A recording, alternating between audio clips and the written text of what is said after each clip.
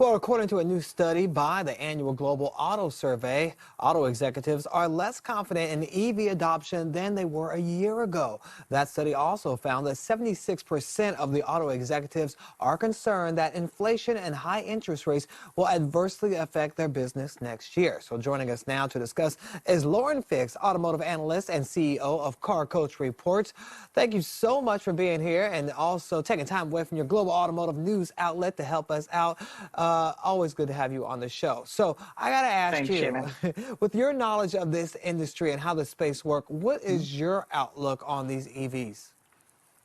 Well, for the United States, there's been a lot of things that have happened. You've got that infrastructure bill, and that's where things are really making a big change. So previous to the infrastructure bill passing, people could get a $7,500 tax credit, except for Tesla, GM, and Toyota was pretty much on the brink of joining that group because they had reached the 200,000 unit threshold.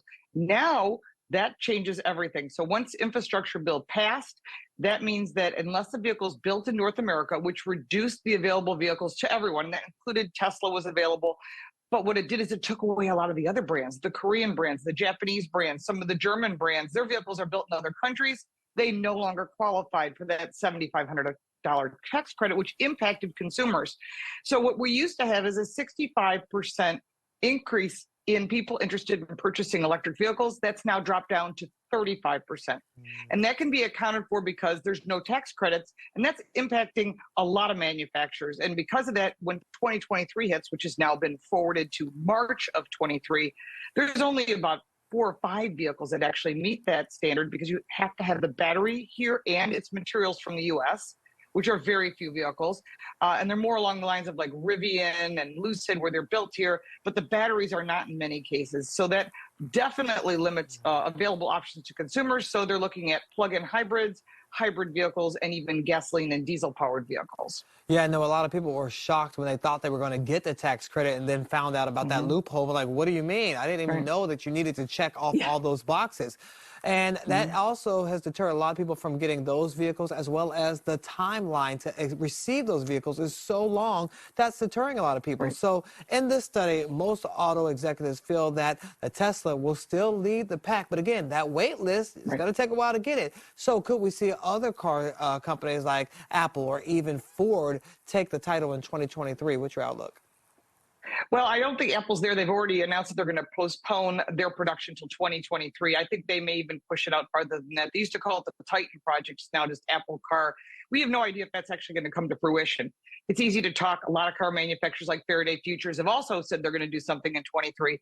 But Ford already has an infrastructure. So does General Motors. They already have a dealer network. They have product. They're building the Ultium battery. They just cleared with the LG battery supplier that they're going to be producing in Ohio that just went UAW union. So we're going to see that ramping up pretty quickly. I think that Ford has the best chance right now. They've done really well with the Mach-E. It's built here in North America. The key is going to be the battery issue. But all the car manufacturers are starting to wake up to what our auto industry has been saying. The journalists and analysts have been saying, I don't know about 100% EV. The grid can't support it. And we're already seeing that in Switzerland, where they're already telling people you can't charge your vehicle because there's not enough energy. And we're going to have that problem here when we're already trying to get the postal service to go all electric and every other fleet service. If that happens, the grid absolutely cannot support it without using nuclear energy. But that kind of focuses your change on hydrogen, synthetic fuel. And today is the first day that synthetic fuel plant in Chile is being opened, and it's owned by Volkswagen Group, which is Porsche in this case. That is one of the big things I think we can use. You can put it in your tank, and no modifications to your car is good for the billions of vehicles around the world that maybe can't afford to go electric. Yeah, I know the president of Toyota was saying the same thing, that we need to look into other alternatives besides electric. Now, I know that you have said that EVs will be the next cash for clunkers. What do you mean by that? Anytime you demand someone to make a change that they don't really want, and car manufacturers, by the way, have no choice. If they don't jump on board with this, they're going to be fined billions. So they can take losses of millions because no car company is making a profit in an electric vehicle, so they had to make a choice. So the car companies have to be on board, GM and Ford especially, because they're US based.